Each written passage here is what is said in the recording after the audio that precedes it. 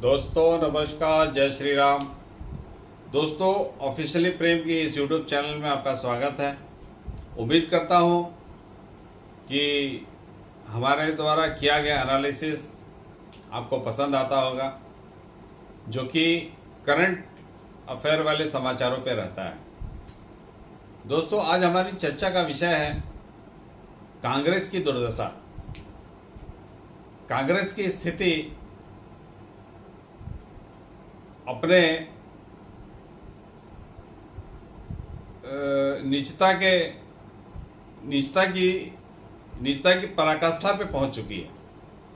कांग्रेस अपने जो lower level में जो सबसे लोअर लेवल है उससे भी नीचे चली गई है। इसके सितारे पूरी तरह से गर्दिश में है।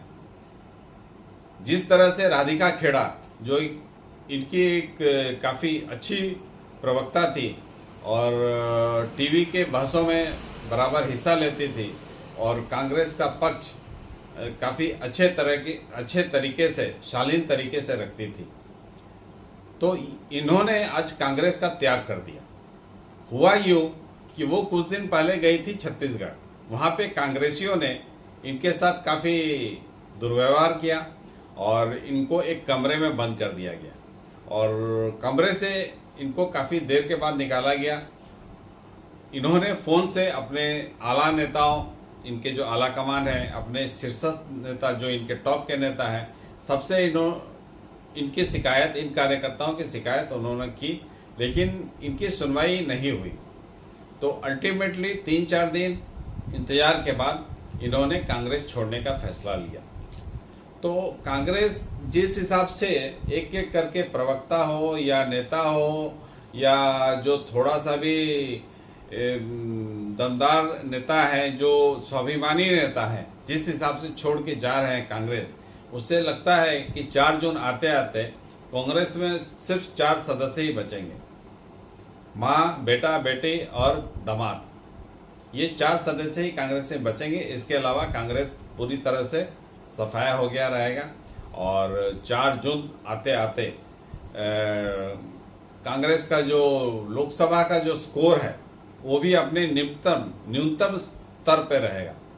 ऐसा अभी जो इलेक्शन का प्रचार वगैरह चल रहा है, अभी जो हवा चल रहा है, उसके हिसाब से ये अनुमान तो सहज ही लगाया जा सकता है कि कांग्रेस अपने न्यूनतम स्तर पे 4 जून को रहेगी। और कांग्रेसियों का महिलाओं के प्रति जो उनका एक रवैया रहता है, ये इसी से मालूम चलता है कि इन्होंने महिलाओं को कभी आगे बढ़ाने का काम किया ही नहीं। इनकी एक बार इंदिरा गांधी प्रधानमंत्री बनी, वो सिर्फ इसीलिए बन पाई क्योंकि वो नेहरू की पुत्री थी, इस कारण ही वो प्रधानमंत्री बन पाई। लेकिन इसके बाद इन्होंने किसी भी महिला को आगे बढ़ने नहीं दिया है। और इसका ताज़ा उदाहरण है प्रियंका गांधी। प्रियंका गांधी की काफ़ी इच्छा थी कि वो कहीं से चुनाव लड़े।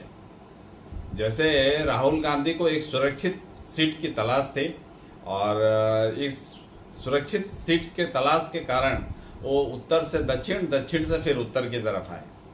और प्रियंका गांधी की भी मंशा थी कि वो एक सुरक्षित सीट से लड़े, लेकिन उनकी माता श्री ने इस चीज़ के लिए उन्हें आज्ञा नहीं दिया और जिसके कारण वो तो लड़ नहीं पाई और अपने पतिदेव को भी कहीं से टिकट नहीं दिला पाई। क्योंकि रॉबर्ट वाड्रा तो खुल के बोल रहे थे कि मुझे अमेठी से चुनाव लड़ना है और अमेठी की जनता मुझे कह रही है कि चुनाव लड़ने के लिए, तो उनकी इच्छा तो काफ़ी थी कि चुनाव लड़ने की। लेकिन अब जो राजमाता है उनके तरफ से हुक्म नहीं आया, तो इनकी और प्रियंका गांधी की भी इच्छा पूरी नहीं हुई और रॉबर्ट वाड्रा की भी इच्छा पूरी नहीं हुई।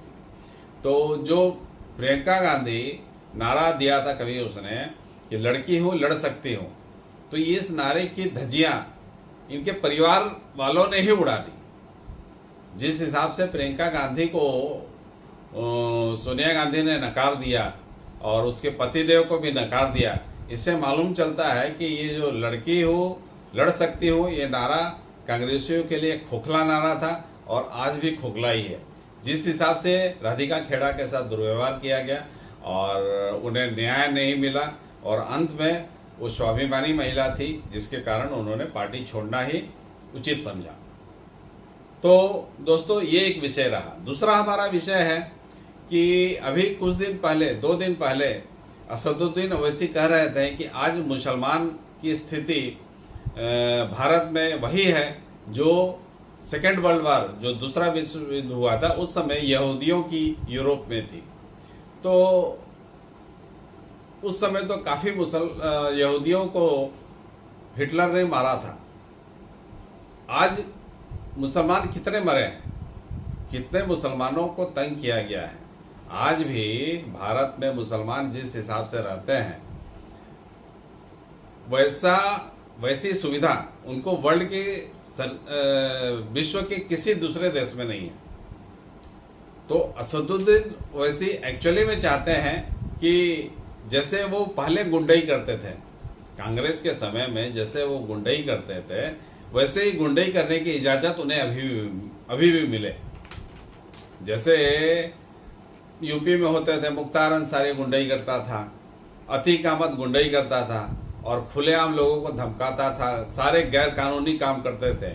तो वो चाहते हैं कि मुसलमानों को इस तरह की गुंडई करने की सुविधा भारत में प्राप्त हो, तब मुसलमान खुश रहेगा। नहीं तो मुसलमान डरा हुआ ये कहने की जुर्रत असदुद्दीन ओवैसी को कैसे हो गई। अगर मुसलमान डरा हुआ रहता तो मुसलमान फिर एक एक करके हिंदुस्तान छोड़ के भागता, लेकिन वो आज भी हिंदुस्तान पे जमे हुए हैं। 1947 में हमारा देश आज़ाद हुआ था, धर्म के आधार पर आज़ाद हुआ था। उस समय काफ़ी मुसलमान जिन्होंने पाकिस्तान बनने के लिए वोट दिया था वो भी हिंदुस्तान छोड़ के नहीं गए, हिंदुस्तान में ही रह गए। और आज भी वो चाहते हैं, आज भी अच्छी स्थिति में है। और लेकिन मुसलमानों की सोच है कि पहले वो जिस हिसाब से गुंडई करते थे उस हिसाब से गुंडई वो आज भी करें। इस चीज़ की छूट चाहते हैं, और इस चीज़ की छूट ना मोदी सरकार दे सकती है, ना यूपी में योगी की सरकार दे सकती है। हाँ, जहाँ कांग्रेस की सरकार है वहाँ आपको गुंडई की छूट मिलेगी, आप वहाँ कुछ गुंडई कर सकते हैं। लेकिन अगर सरकार की नज़र टेढ़ी हो गई तो फिर शासन जब अपने पे आता है तो किसी को छोड़ता नहीं है। तो अभी और एक घटना हुई जो असदुद्दीन ओवैसी के दावे की धज्जियां उड़ाता है। सूरत में एक मदरसा के मौलवी को गिरफ्तार किया गया। उस पे आरोप ये है कि वो अपने पाकिस्तानी कॉन्टैक्ट के साथ टच में था, उनसे ऑर्डर लेता था और उनकी प्लानिंग थी कुछ हिंदू नेताओं की हत्या करना। जैसे सुदर्शन टीवी के सुरेश चौहान हो गए, हमारे हैदराबाद गोशामाल के विधायक टी राजा सिंह हो गए, और भी 3-4 नेताओं की हत्या करने की इनकी प्लानिंग थी। और इसी सिलसिले में वो उनसे चैट करता था और हिंदुस्तान में दहशत फैलाने का वातावरण बनाता था। तो इस तरह का मौलवी अपने मदरसे में क्या पढ़ाता होगा? वो मदरसे में भी अपने बच्चों को इसी तरह की तालीम देता होगा। इससे अच्छा तो दे नहीं सकता है, क्योंकि आज जितने भी मदरसे हैं ये उग्रवाद पनपने का एक मुख्य कारण है, मुख्य स्थान है जहाँ से उग्रवाद पनपता है। उग्रवाद वहाँ से अपने पैर पसारता है।